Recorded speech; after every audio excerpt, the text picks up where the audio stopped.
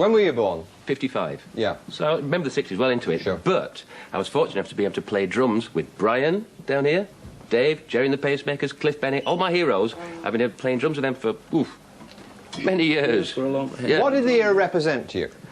In terms of your own memories, what did it represent? Excitement. Yes.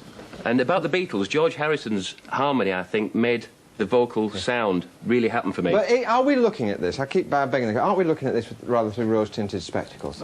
Yes? I think so. I appeared with Dave when he did his first DJ show at the Oldham Empire, and he just remembered me. But I think about the 60s, you know, like today's music, it's all techno.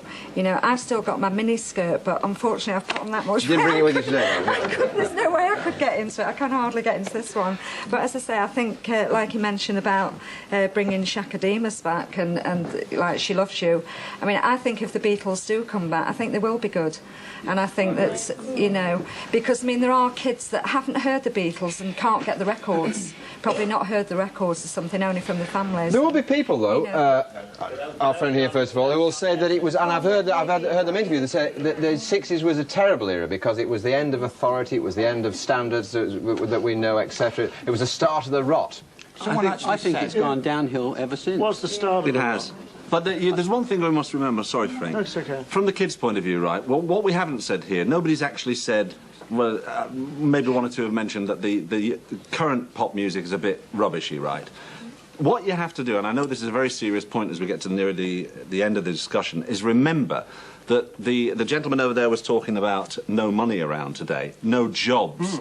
That affects young people's ways of life.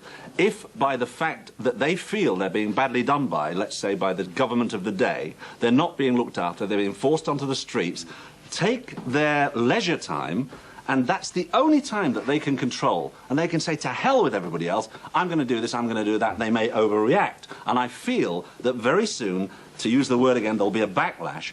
And the kids, for instance, in the audience of the TV show, The Word, will be watching it, and one of them is going to stop in about a year's time and say, hang on a minute, this is terrible. Yeah. It's rubbish. I want to be entertained. And then everybody else will say, my God, he's right. All these years, we've not been... And they'll suddenly go back to real music, to really enjoying themselves, and to respecting authority and people who know what it's all about. I think the lady on the end there. Work.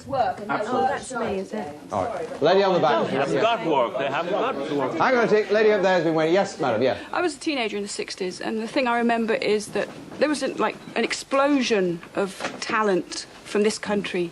Not just the music, the fashion... Everything. Television series. We're going to have an explosion of talent right here. I'm going to say thank you all very much indeed.